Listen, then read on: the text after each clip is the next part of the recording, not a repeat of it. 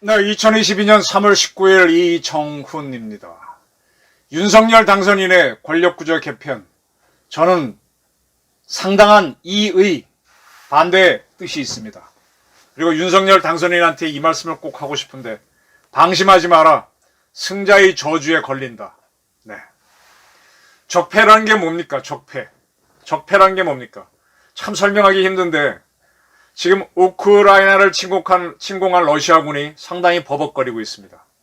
많은 문제점이 드러나는데 그 중에 하나를 예로 들겠습니다.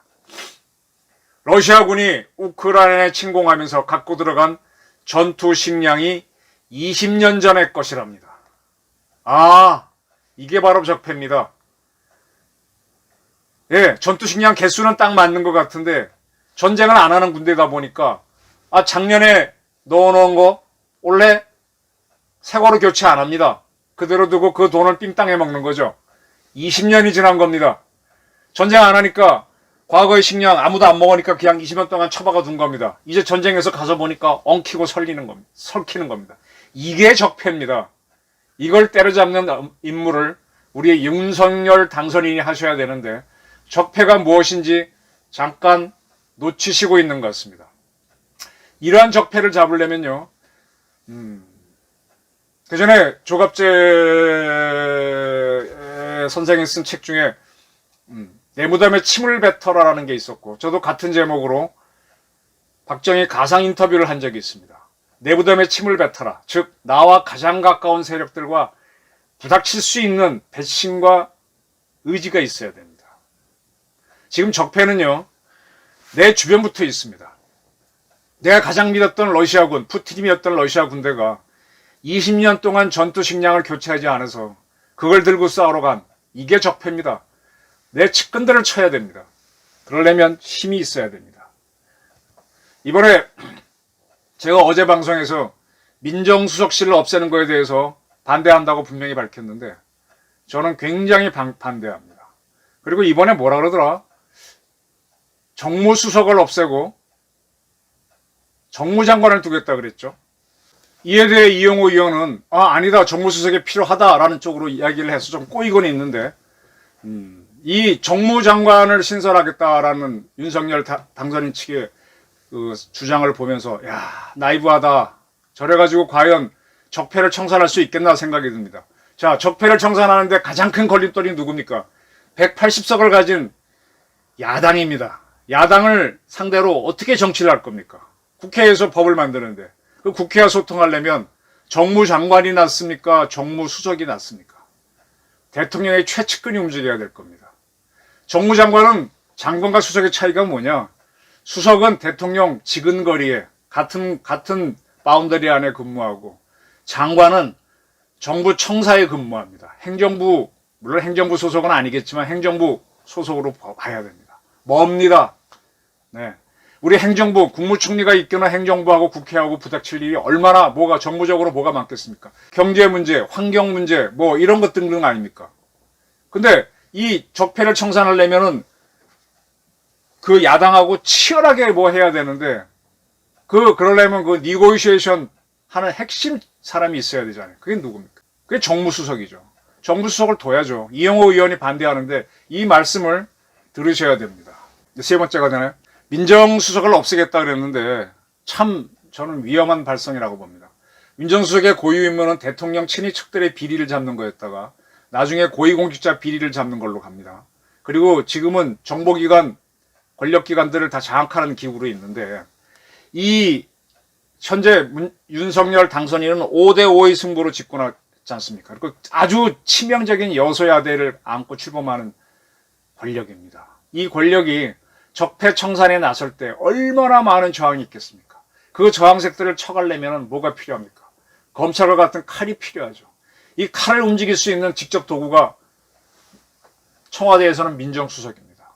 국정원을 장악해야죠. 국정원이 아무리 해외 파트를 한다고 하더라도. 그 다음에 경찰, 이런 거 하려면 민정수석이 필요합니다. 민정수석을 없애겠다? 내 왼팔 자르고 오른팔 정무수석 민정수석 없다고 어떻게 적폐청산을 합니까? 또 하나 지금 대통령 당선인께서 국민과의 소통을 위해서 청와대를 옮기겠다라고 얘기하고 있는데 국민과의 소통을 어떻게 하실 건가요?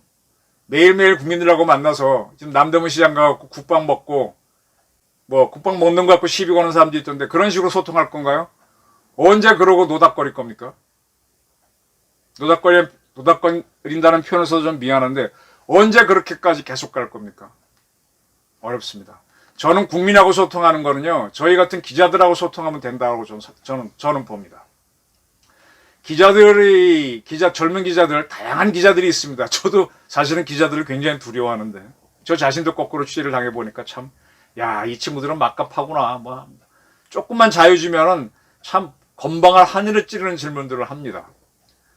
지금 소통하고 싶으시면 청와대에 들어가셔서 춘추관을 제대로 활용하시면 됩니다. 지금 춘추관이 이 문재인 정권이 얼마나 무도한가 하면요. 이 코로나를 핑계로 처음엔 2주간 춘추관을 폐쇄한다 그러다가 지금 계속 폐쇄해 놓고 있습니다. 그리고 전부 다 서면으로 발표하고 있어요. 아주 웃겨요. 국민하고 소통이 안 되는 게 문재인 정권입니다. 구중궁궐에 갇히는 게 문재인 정권인데 아니 청와대에서도 계속 기자들하고 대통령이 나와갖고 막 질의응답하잖아요. 그때 이거 문재인처럼 A4 용지 들고 하는 게 아니라 그냥 하잖아요.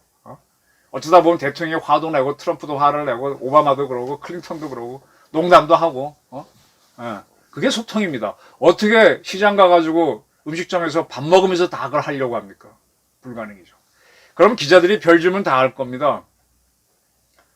요즘 뭐 결혼할 때 밥 해주는 조건으로 결혼했다고 하셨는데 대통령 당선돼서도 여전히 밥 해주고 계십니까? 이런 질문도 나올 겁니다. 그럼 그러고 있다라고 하면 와 웃을 거고 아니 요즘은 밖에서 따로 해주는 사람이 있다 그러면 그러고 왜 약속 안 지키냐고 뭐 이런 농담처럼 하면서 그러면서 대통령이 국민한테 좋아지는 거거든요.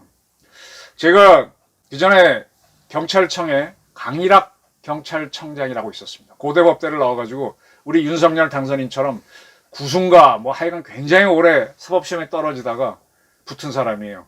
근데 그 사람한테 전설이 참 많은데 그래서 처음엔 검사나 판사 하기는 안 되고 나이가 너무 많으니까 그래서 경찰에 들어왔습니다. 경찰에 들어와서 처음에 이제 고시한 사람이 들어오면 이 작은 무궁화 2개 경감을 달아주거든요. 경감 달고 저기 충청도 어디 뭐 수사과장인가 갔답니다. 시골에.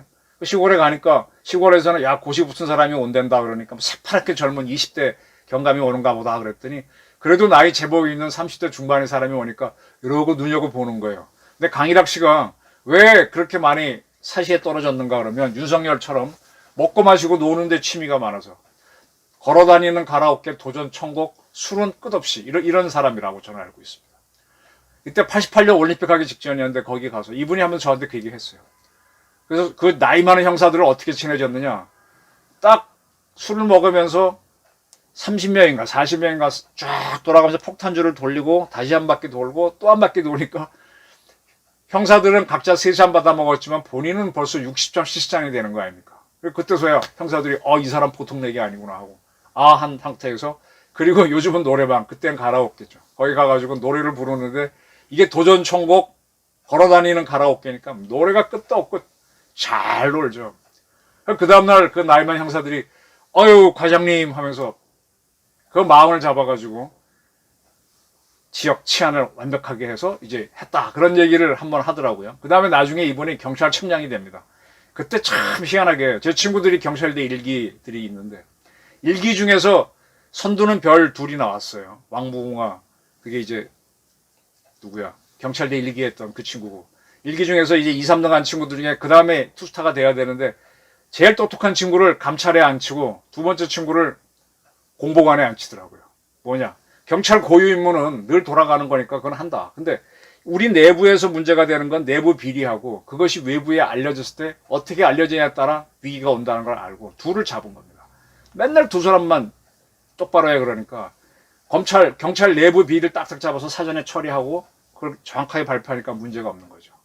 그래서 강일학 씨는 희희낙낙 강일학이라는 표현이 많았습니다. 경대 친구들이 저 양반은 맥을 잘 짚는다. 그러니까 항상 즐겁게 희희낙낙하면서 잘했다. 뭐 나중에 이번에 이제 청장 끝내고 한 번째 비리 사건으로 구속되긴 했지만 제가 드리는 말씀은 뭔가 하면요. 조직을 잡을 때는 이게 핵심이라는 얘기입니다. 이걸 청와대로 확정하게 되면은 홍보입니다. 어떻게 내가 국민한테 설명할 수 있느냐.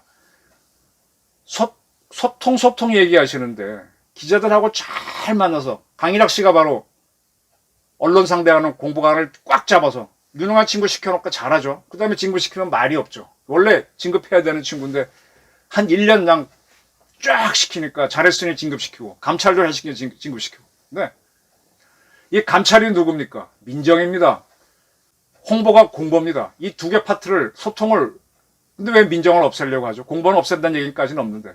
그리고 또 하나가 누굽니까? 대통령은 국회를 상대해야 되잖아요. 국회 상대하는 파트가 누구? 정무수석인데 정무수석을 왜 정무장관으로 가려고 그러죠? 지금 0.73%포인트 이겼다는 건 이걸 놓치시면 안 됩니다. 이걸 크게 이긴 건 줄 알고 하다 보면은 이 승자의 저주에 빠집니다. 금호그룹이 대우를 먹었다가 토해내면서 무너져가는 걸 지금 잘 보실 겁니다. 그때 다 승자의 저주라고 그랬었습니다. 네. 지금 청와대 춘추관 완전히 지금 귀신 나오는 처럼 조용하게 돼 있는데 거기를 활성화시키고 거기에 뭐 형편 되시면 매일 아니면 2, 3일에 한 번, 뭐 일주일에 한 번 가고 기자들하고 이거 A4 용기 없이 자유롭게 얘기하십시오. 실수도 하시고 농담도 하시고 그럼 기자들이 알아서 소통하는 대통령으로 만들어줍니다. 국밥집 가가지고 하다 보면 점점 더 경호 파트는 이러시면 아니 되옵니다 하고 근엄한 대통령, 소통 안 되는 대통령 만들 겁니다. 그리고 제가 분명히 말씀드리는데 조만간 6월 1일 날 지방선거가 다가옵니다. 지금 청와대에 옮긴다는 걸로 세월 다 보내고 소통하기 위해서 그 다음에 뭐 정무수석 없애겠다 이렇게 감 못 잡고 하는 사이에 이게 저 같은 사람도 그렇고 몇몇 분들도 야 이거 나이브하다. 제가 처음 제목 붙일 때 청와대 이전 얘기 나왔을 때 아마추어 정권이라는 얘기였었는데 이런 식으로 딱 보는 사람들이 늘어나면서 점점점 커지면 6월 1일쯤 되게 되면은 지방선거 패배로 갈 수도 있습니다. 그러면 지금 권성동이나 이런 분들이 자꾸 이제 김호수 검찰총장 나가라는 식으로 압박을 하고 있습니다. 네. 뭐 그럴 필요는 어느 정도 있죠. 근데 이게 여론이 확 바뀌어서 대통령이 뭐야? 지금 이거 뭐 하는 거야? 이렇게 되면 어떻게 됩니까? 거꾸로 검찰이 거꾸로 움직일 수도 있습니다. 이건 잘 봐야 됩니다. 지금은 당선하고 나서 얼마 안 지났기 때문에 아직은 윤 당선인이 유리하지만 몇 가지 실정을 하고 실수를 하게 되면 여론 싹 변하면은 또 어떻게 될지 모릅니다. 다 죽어가는 이재명, 문재인이 살아나가지고, 우린 선거는 졌지만 이게 정의다 하게 되면은 검찰, 경찰이 어떻게 움직일지 아무도 모릅니다. 참고로 직권남용은 뭐 걸면 걸리는 거지 않습니까? 대통령이 지금 청와대를 막 옮긴다고 하는 게 그게 무슨 근거로 하는 거냐? 공약이면 다냐? 문재인 대통령도 탈핵 정책을 입법화하지 않고 해서 저는 직권남용으로 보는데 왜 청와대를 마구 옮긴다고 하느냐? 예산 만들었냐? 이렇게 걸면은 직권남용이 될 수도 있는 겁니다. 그래서 저는 지금 이런 거에 신경 쓰지 마시고요. 지금 국방부를 내보내면 좋겠죠. 나가는데 20일, 들어오는데 20일, 중간에 거기 또 시설 바꿔야지. 그럼 뭐 어떻게 봄꽃이 피기 전에 옮깁니까? 이거는 허무한 거고요. 지금 많은 데서는 거기가 좋은 명당터다 뭐다 그러는데 와 5년 대통령으로는 불가능한 얘기입니다.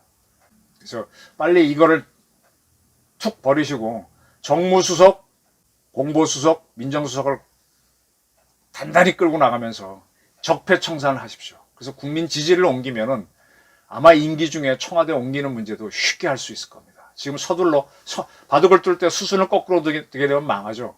수순을 똑바로 두면 이기죠. 민주당이 0.73%포인트 졌다는 걸 놓치지 마십시오.